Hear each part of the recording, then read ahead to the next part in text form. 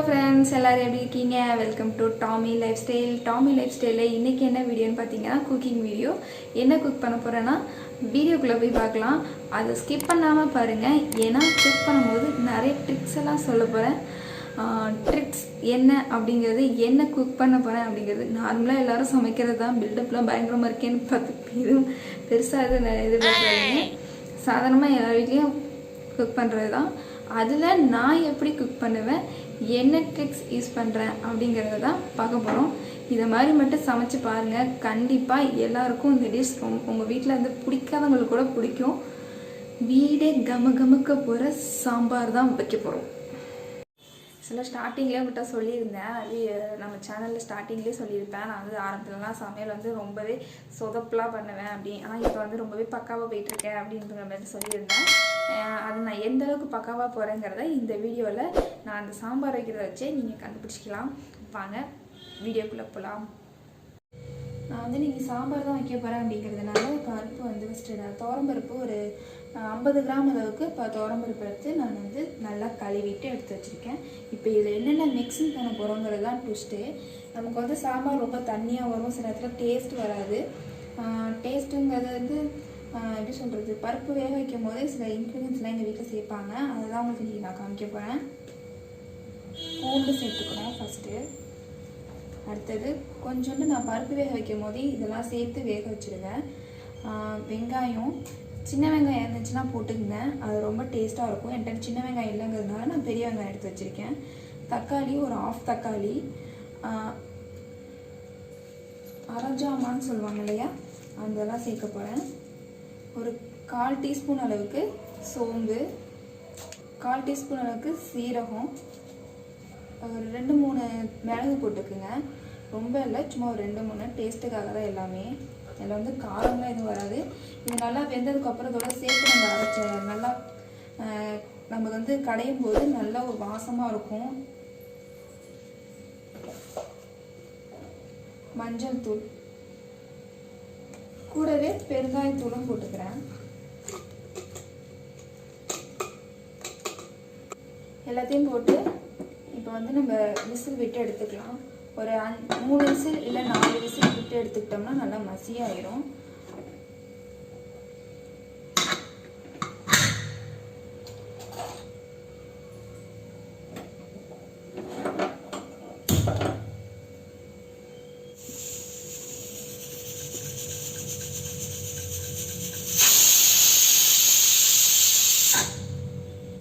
வந்து பருப்பு வந்து விசில் வந்தாச்சு. நம்ம வந்து அடுத்ததாக என்ன பண்ண போகிறோம்னா, பருப்பு அந்த விசில் உடனே எடுத்துடக்கூடாது. உடனே எடுத்திங்கன்னா குக்கர் டமால் ஆயிரும், நீங்கள் மூஞ்சி சேர்ந்து டமால் ஆயிரும். அதனால் அந்த விசில் உடனே எடுத்துடாதீங்க. கொஞ்சம் நேரம் ஆகட்டும். அப்படின்னாலே தண்ணியை தெளிச்சு, இல்லை உங்களுக்கு எமர்ஜென்சி அப்படின்னா தண்ணியை தெளிச்சோ இல்லை தண்ணியை காமிச்சிங்கன்னா உங்களுக்கு ஓப்பன் ஆகிடும் விசில். அதுக்கப்புறமா ஓப்பன் பண்ணுங்க. கேஸ் ஃபுல்லாக ஓப்பன் ஆகிடுச்சு. இப்போ ஓப்பன் பண்ணி பார்க்கலாம். வா, சூப்பர். பருப்பு இந்த மாதிரி பூ மாதிரி வெந்து எடுத்தீங்கன்னா தான் உங்களுக்கு நீங்கள் கடைஞ்சிடும் போதோ இல்லை கடையாமல் போட்டாலும் கூட உங்களுக்கு நல்லாவே சாஃப்டாக கொழப்பு கிடைக்கும் குழம்பு.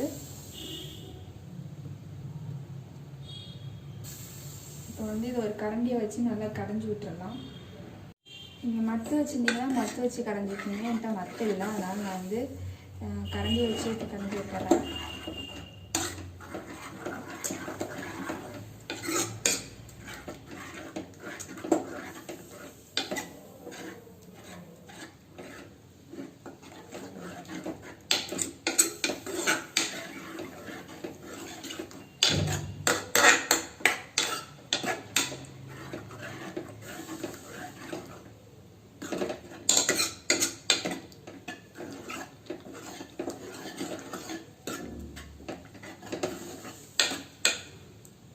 இந்த அளவுக்கு நல்லா கடைஞ்சி விட்டுட்டிங்கன்னா உங்களுக்கு நல்லாயிருக்கும். குழம்பு நல்லா திக்னஸ் கொடுக்கும். ஓகே ஃப்ரெண்ட்ஸ், இப்போ நம்ம வந்து பருப்பு வேக வச்சு எடுத்தாச்சு. இப்போ குழம்பு வச்சிடலாம். சாம்பாருக்கு எண்ணெயை காய வச்சுருங்க. நல்லா எண்ணெய் காஞ்சதுக்கப்புறமா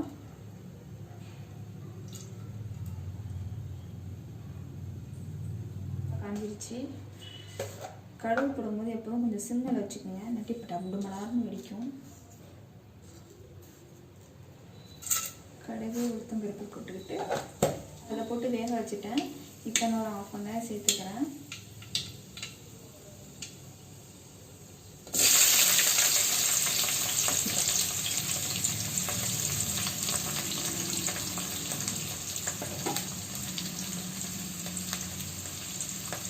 கூடவே 2 வரமிளகா, நான் எப்போதுமே வரமிளகா போட்டு குழம்பு தாளிப்பேன், அதனால 2 வரமிளகா போட்டுக்கிறேன்.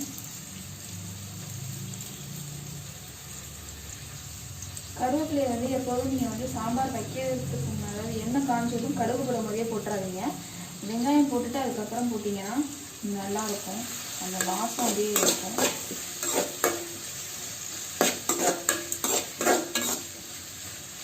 வெங்காயம் ஒரு 2 வதக்கு வதக்கிட்டு சாம்பார் தாங்கிறதுனால நம்ம வந்து ரொம்ப வதங்கணுங்கிற அவசியம் கிடையாது. நல்லா சும்மா சாதாரணமாக ஒரு 2 வதக்கு வதக்குனீங்கனாலே போதும். இந்த அளவுக்கு வதங்கினாலே போதும். கூடவே ஒரு 1/2 தக்காளி சேர்த்துக்கிறேன். இப்போ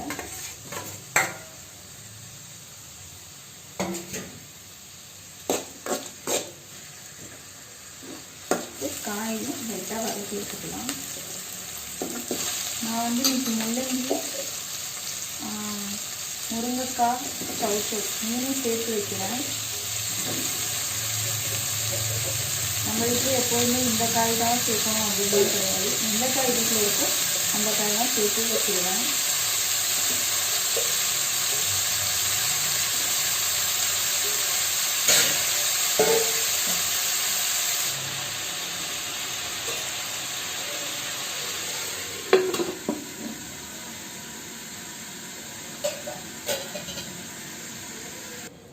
இப்போ 2 நிமிஷம் ஆயிடுச்சு.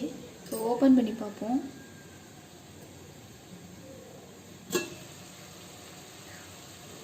ஓரளவு நல்லா அந்த பச்சை ஸ்மெல்லாம் போய் நல்லாவே இருக்குது. எதுக்காக அந்த மாதிரி போட்டு வைக்கிறதுனா சீக்கிரம் காய் வந்துடும், நமக்கு அந்த பச்சை ஸ்மெல் இருக்காது. சாம்பார் சாப்பிடும் போது அந்த பச்சை ஸ்மெல் வந்துச்சுன்னா சில பேருக்கு பிடிக்காது. அதனாலே சாம்பார் நிறைய பேர் லைக் பண்ண மாட்டாங்க. அதனால் நான் எப்போதுமே இந்த மாதிரி போட்டு ஒரு 2 நிமிஷம் வச்சிட்டோம் அப்படின்னா அந்த பச்சை ஸ்மெல்லாம் போய் நல்லா குக் ஆகிடும். சாம்பார் சீக்கிரம் வெந்துடும், சீக்கிரம் கொதி வந்துடும், காயும் சீக்கிரம் வெந்துடும். இப்போ வந்து நம்ம வந்து ஒன்று சேர்க்க போகிறத சாம்பாரை ஊற்றி நம்ம எடுத்து வச்சுருந்தோம் இல்லையா பருப்பு, அதையும் சேர்த்துடலாம்.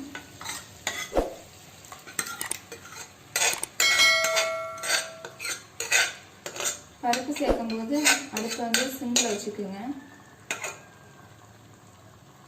நமக்கு தண்ணி வந்து எக்ஸ்ட்ரா சேர்க்கறதுக்காக குக்கரையே கழுவி யூஸ் பண்ணிக்க போகிறேன். ஏன்னா எப்போதுமே அந்த குக்கரில் எப்படியும் அந்த பருப்பெல்லாம் இருக்கும், நான் அதையே வேஸ்ட் பண்ணாமல் அதையே கழுவி எடுத்துக்கிட்டேன்.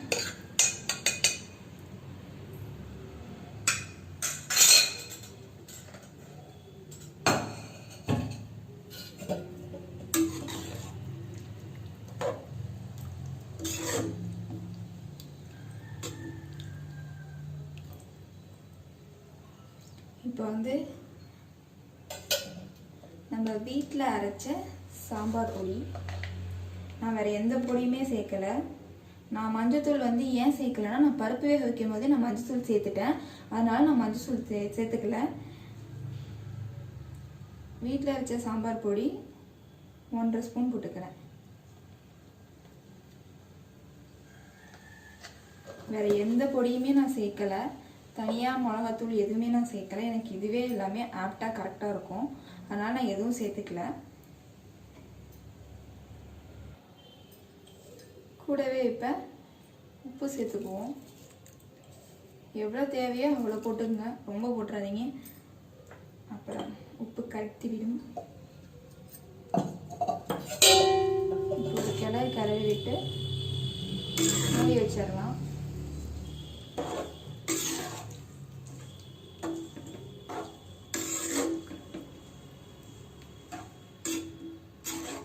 இது 6 நிமிஷம் கொதிக்க விட்டிங்கன்னா போதும், சாம்பார் ரெடி, கமன்னு ரெடி ஆயிடும்.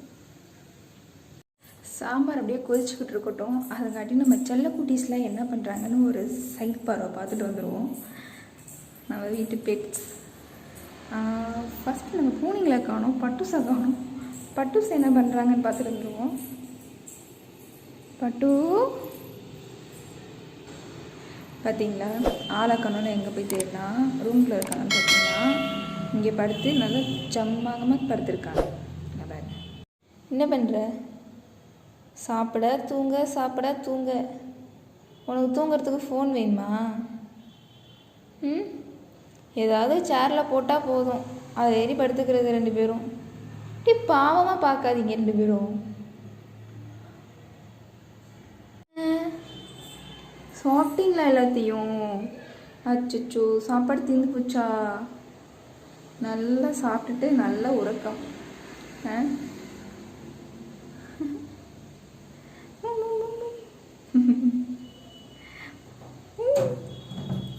என்ன பண்ணுற?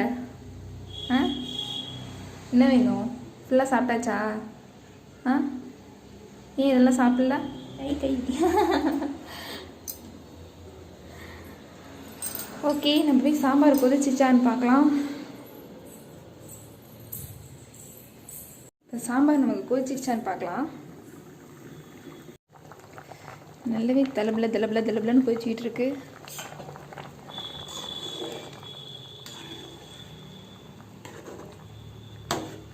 இன்னும் கொஞ்ச நேரம் கொதிக்கட்டும். சாம்பார் ரெடி. இப்போ ஆஃப் பண்ணிடலாம்.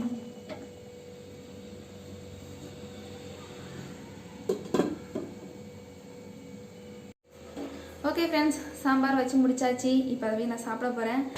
இந்த வீடியோ உங்களுக்கு பிடிச்சிருந்துச்சின்னா லைக் பண்ணுங்கள், ஷேர் பண்ணுங்கள், கமெண்ட் பண்ணுங்கள். உங்களுக்கு யூஸ்ஃபுல்லாக இருக்கா அப்படிங்கிறதையும் கமெண்ட் பண்ணுங்கள். கண்டிப்பாக இது மாதிரி ட்ரை பண்ணி பாருங்கள். உண்மையில ரொம்ப நல்லாயிருக்கும், டேஸ்ட்டும் நல்லா தான் இருக்கும். எப்படி பண்ணி பார்த்துட்டு டேஸ்ட் எப்படி வந்துச்சுங்கிறத எனக்கு மறக்காமல் கமெண்ட் பண்ணுங்கள். நம்ம சேனலை சப்ஸ்கிரைப் பண்ணாமல் பார்த்துட்ருக்க எல்லோரும் சப்ஸ்கிரைப் பண்ணிடுங்க. ஃபஸ்ட் டைம் பார்க்குறவங்களும் மறக்காமல் சப்ஸ்கிரைப் பண்ணிடுங்க. கூடவே பெல் ஐகானை கிளிக் பண்ணிடுங்க. அப்போ தான் நான் போகிற வீடியோ எல்லாமே உங்களை வந்து சேரும். பாய், நெக்ஸ்ட் வீடியோவில் பார்க்கலாம்.